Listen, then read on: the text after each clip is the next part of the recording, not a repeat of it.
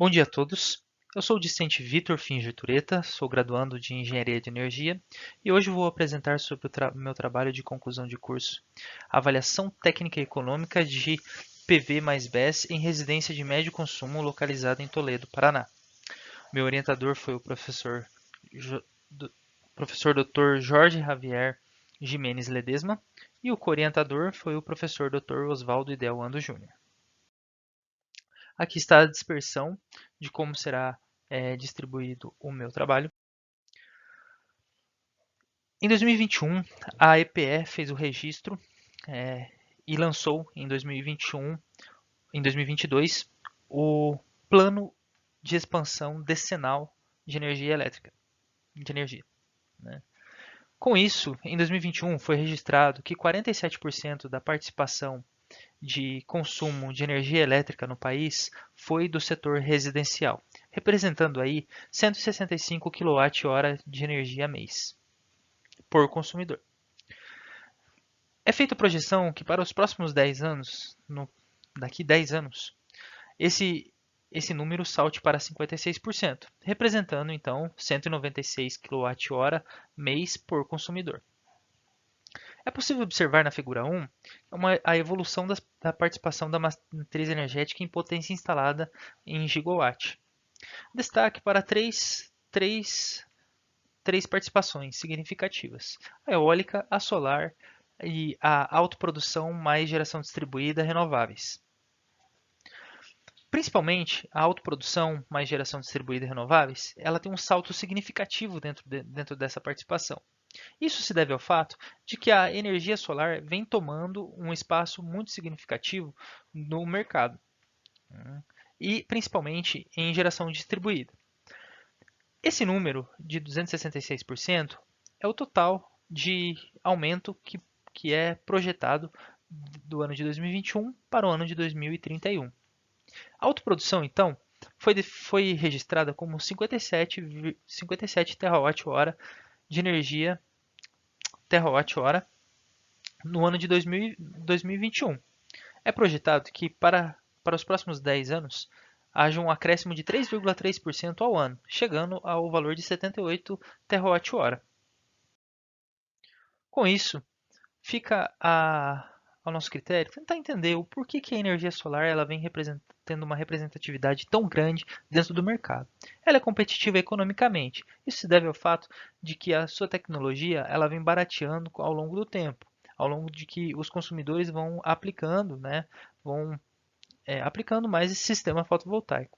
Ela tem um baixo custo de manutenção, devido ao fato de que é garantido que ao menos o módulo solar, né, o módulo fotovoltaico, vai produzir linearmente dentro dos 25 anos.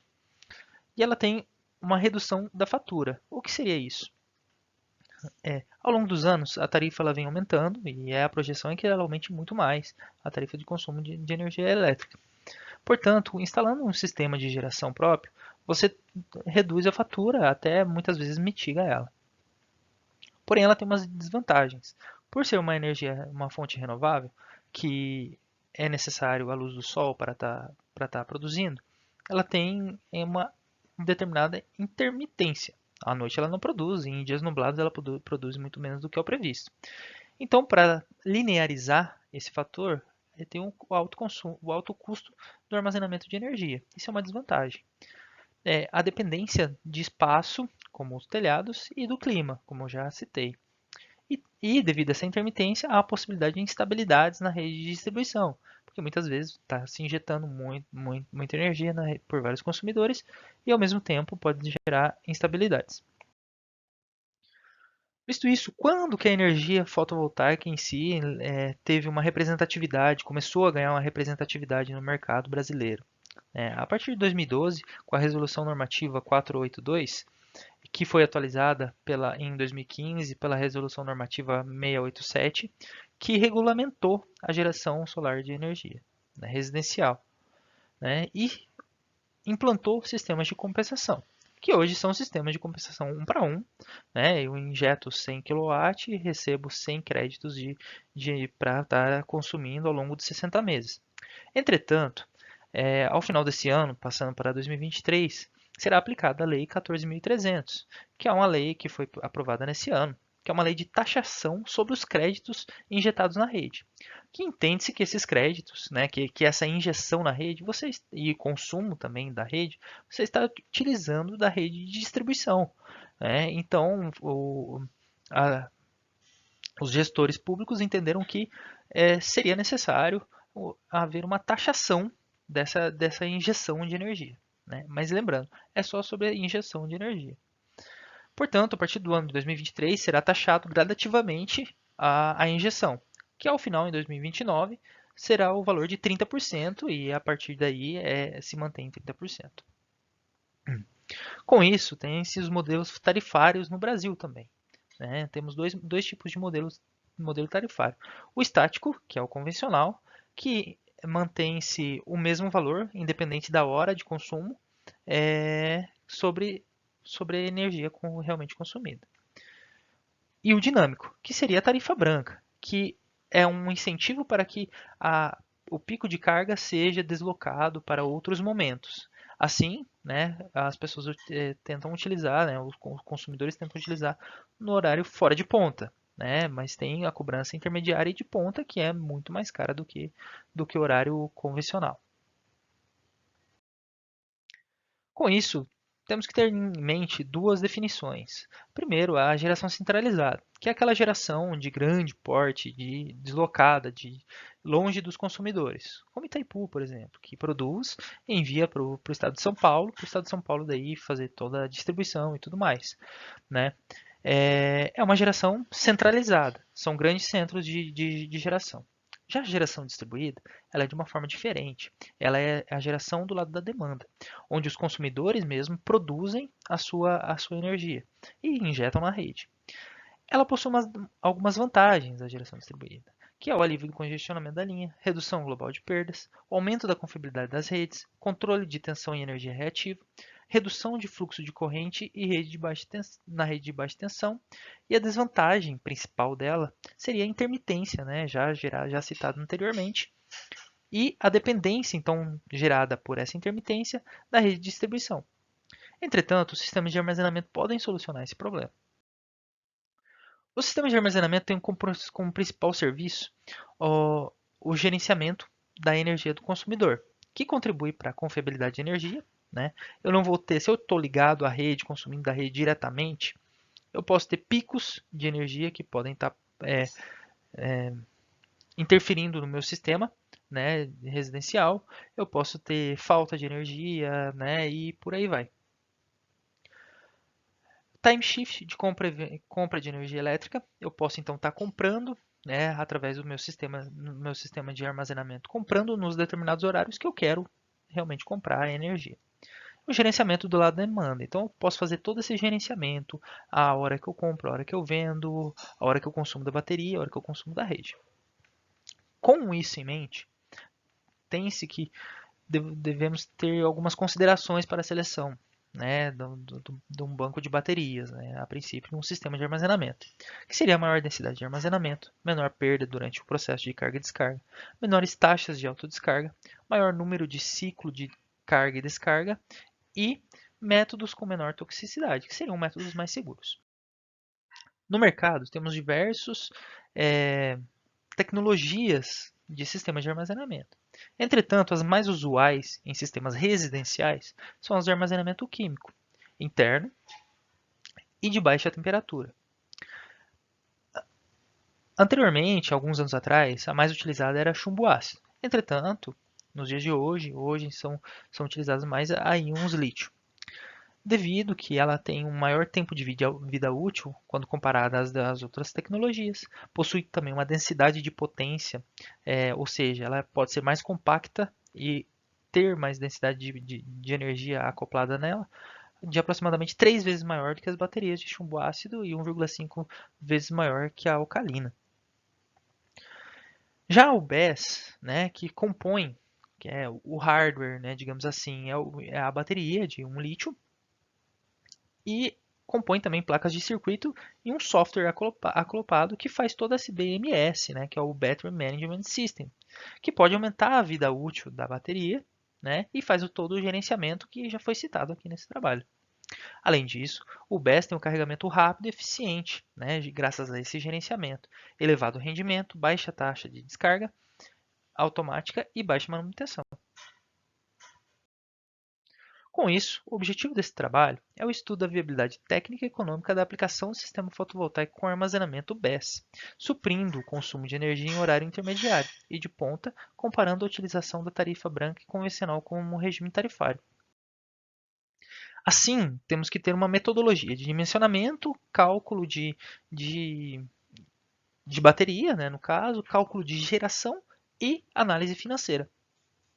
Com isso, para o dimensionamento dos painéis fotovoltaicos, a gente faz o cálculo da potência de pico, que se utiliza do consumo médio anual da residência, que será considerado posteriormente, e a média anual das horas de plano de sol incidente no plano do sistema fotovoltaico.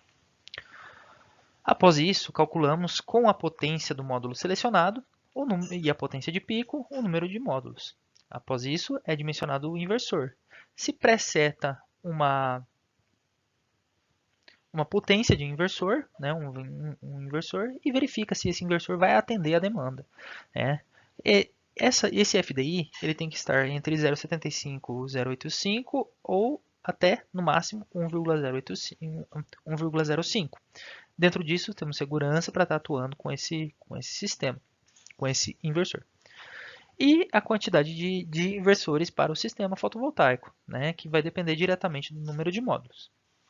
Após isso, dimensionamos a bateria necessária para os casos que tem bateria, calculando a capacidade do BESS, que é com base na energia média diária consumida, que neste caso, no trabalho, será considerado posteriormente uma taxa de energia que não será a total do dia, o número de dias de autonomia, máxima profundidade de descarga da bateria.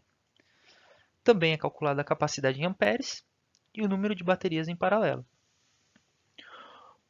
Posteriormente a isso, é calculada a geração e consumo de energia.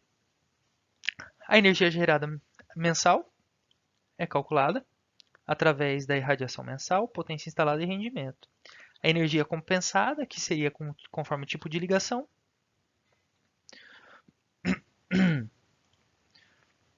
E os créditos gerados com base na energia gerada e o consumo. O resultante é os créditos. Os créditos gerados com BESS, que seria a energia gerada, o consumo horário, menos a injeção na bateria, e a carga do BESS. Posteriormente a isso, é feito todo o cálculo financeiro, aquele que vai realmente nos dizer o quão vale a pena tal caso ou outro caso. Calculamos o fluxo de caixa, o valor presente líquido. O payback realmente é o que vai nos dizer o índice, né, de que vai dizer o quão rápido temos o retorno desse investimento.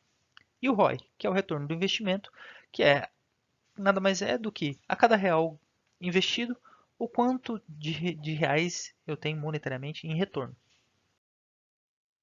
Com isso, foi feitas as considerações para o estudo de caso. Foi escolhida a localidade de Toledo, no oeste do Paraná. A irradiação média diária anual foi obtida através da CRECESB 2022. O rendimento do sistema de geração foi de 80%. O consumo médio diário foi de 17,25. Esse consumo médio diário foi obtido através dados de consumo horário de consumidor típico residencial publicados pela ANEEL em 2017, que ela fez um estudo comparando um estudo de média de consumo horário para todos os consumidores típicos, né? E com isso, então, definimos a projeção de projeto, que seria 25 anos, a média de inflação das tarifas, 8,135 ao ano, e o consumo intermediário e de ponta. Esse que é o consumo que vai entrar para o nosso BESS, que é de 7,4 kWh, que representa 43% do consumo diário, que pode ser visualizado na figura 3 com esse quadrado vermelho. Abaixo na tabela 4 é visualizado então a irradiação solar diária, que é obtida através da CRECESB dividida por meses. Com isso, foi calculado a potência de pico de 4,7, o número de módulos, 9 módulos, um inversor. foi calculada a área de telhado necessária, obtida através da dimensão dos módulos fotovoltaicos. Foi então, para os casos que utilizam BESS, calculado a capacidade da bateria necessária de 8,2 kWh, a capacidade em ampere de 160 amperes. Foi selecionado o módulo de 540 watt pico da Canadian Solar. Foi selecionado o inversor de 5 kW da Growwatt. Esse inversor especificamente ele atende tanto o sistema fotovoltaico somente, quanto o sistema fotovoltaico mais BESS. É muito importante isso porque ele que faz o carregamento do BESS. E a bateria em si do BESS, né? O BESS em si, que já é um sistema com BMS acoplado, que tem uma capacidade de 10 kWh, uma profundidade de descarga de 90% e uma capacidade em amperes de 200 ampere-hora. Com todos os dados calculados, foi obtido o gráfico de geração versus consumo. Nota-se que melhores meses de geração é janeiro, novembro e dezembro, que coincide com maior radiação solar sobre a localidade. Os meses que a geração é inferior ao consumo, são maio, junho e julho, tem necessidade da rede ou utilização da bateria. O excedente de créditos foi obtido em 9 meses dos 12, durante o ano. O consumo total anual foi de 6.210 kWh. A geração total anual foi de 6.922 kWh. Através disso, foi feito então, através dos cálculos já obtidos, foi feito então gráficos que representam créditos por injeção na rede. Nota-se que março e abril possuem os maiores meses de injeção, apesar de não ser os de maior geração, devido ao maior consumo nos outros meses. A cada ano é visível o aumento do consumo da rede. Isso tem relação, então, com a lei que aplica a taxa gradativa de até 30% em 2029. Nota-se que ele vai decrescendo, então, durante esse período, aumentando o consumo da rede. A carga e descarga, então, foi obtida através dos cálculos já apresentados, horária do BESS foi obtida. Então, o target de consumo foi setado em 9 kW, que representa 90% da profundidade de descarga descrita pelo fabricante. Note-se que entre as 13 horas e as 17 possui um excedente. Entre as 22 e 24 horas de junho e julho é necessário o consumo da rede. E entre as 1 hora da manhã e 6 horas da manhã é necessário o consumo em todos os meses, né, da rede.